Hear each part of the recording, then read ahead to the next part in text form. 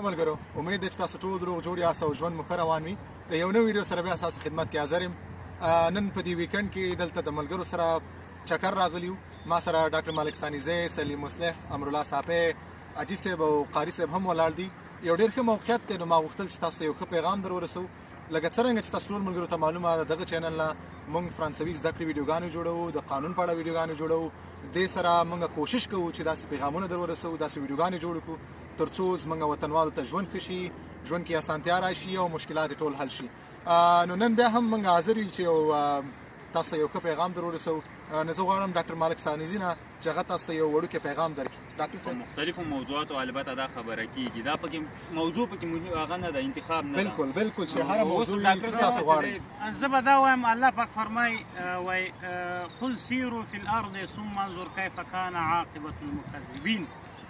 وای تاسو په ځمکه باندې وګرځئ نو تاسو بیا وګورئ چې هغه د دروغجنو عاقبت څنګه ده. بالکل. نو د موږ د افغانانو د ژوند یوه ځانګړتیا، نو طبیعي خبره ده چې د ملک ټول اساسات هم تباه دي، ژوند هم تباه ده، خو یوه ډېره لویه ځانګړتیا چې موږ ټولنې لري هغه د هېوادو کې نه تر سترګو کېږي. داسې نه چې موږ هر څه خراب دي، صحیح د موږ مالي وضعیت سیاسي وضعیت به خراب وي، خو موږ په خپله ټولنه کې ډېر مثبت داسې څه لرو چې هغه بیا دا ټولنې نه لري. د مثال په توګه موږ او تاسې ټولنیز ژوند لرو. زه په باور سره درته یم، زه له ډېرو افغانانو نه دا اورم چې په اروپایي هېوادونو کې مخکې ما په دغه اړه خبره کړې ده، رواني تکلیفو سره مخ دي.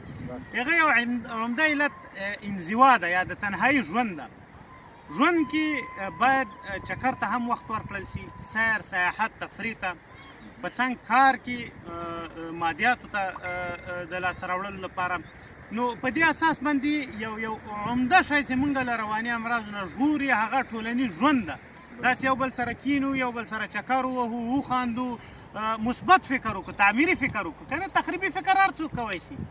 ګوره ډېر خلک دي چې هغه په اصطلاح یو چا ته زخم ورکوی شي. افغانستان کې موږ ډېر خلک داسې لرو چې هغه خلک زخمي کوی شي، وژلی شي، خو داسې خلک ډېر کم لرو چې هغه د یو چا زخم وګنډي او یو چا ته خوشحالي ورکړي. موږ او تاسې باید هغه مثبت خلک له ځانه جوړ کړو چې یو چا ته هم خیر ورسېږي. شر والا ډېر لرو. مشکل دا دی دلته ډاکټر صاحب یو خبره بله ده، موږ وایو چې دا ورانۍ لږ زر کېږي.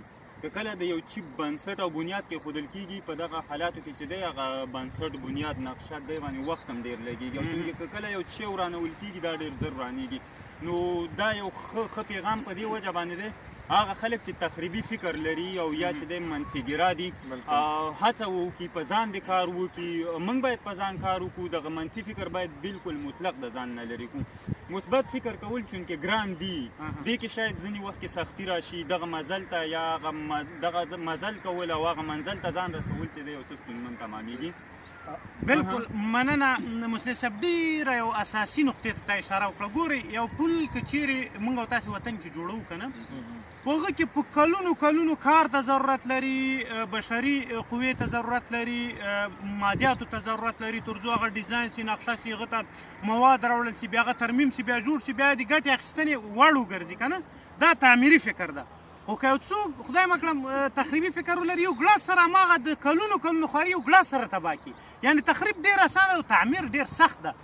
ګورئ هر څوک ژوند کې مشکلات لري، مایوسیانې لري. ښه تکړه سړی، غیرتي سړی، رښتونی مسلمان، رښتونی افغان او هغه مثبت انسان، ښه انسان هغه ده چې هغه جوړېدو ته کار وکړي. په دې معنا چې هغه وروستني نسل ته داسې یو څوک چې ده ته بیا دعا وکړي او ذهن جوړ کړي، په فزیکي لحاظ خپل هېواد ته کار وکړي، انسان ته، دنیا ته. یعنې ګوره تخریب هر څوک کوی شي. تخریب یو داسې سړی چې هغه بیخي مفکوره نه لري، تخریب وربې لږه ټول نه ښه تخریب کوی شي، خو بیا دا جوړول د هر چا کار نه ده که نه.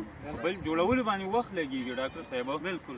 یو شی زموږ یو ملګری و هغه به اکثره وخت ویلي وی دلته چې سړی ښه بنګله ویني که نه، اکثره سوچ ورته دا کېږي چې ولا دا به څه رقم راونړېږي.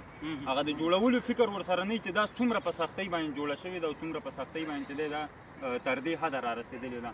دا یو ښه فکر دی او ښه نظر دی. مننه ډاکټر صاحب، مننه مصلح صاحب، خیر اوسئ. مننه، ډېر ښکلی پیغام او ډېرې زبردست خبرې وې وطنوالو دپاره. مصلح صاحب که تاسو خپل پیغام ورکړئ کیمرې تا د ملګرو خبره وکړله زه به یوه خبره بله وکړم چې د کامرې تر شا چې موږ سره ولاړ دی رستم ننګیالی رستم خیل دی د نن هم مننه چې موږ دغه ویډیو کوي او زموږ کامرمیني کوي.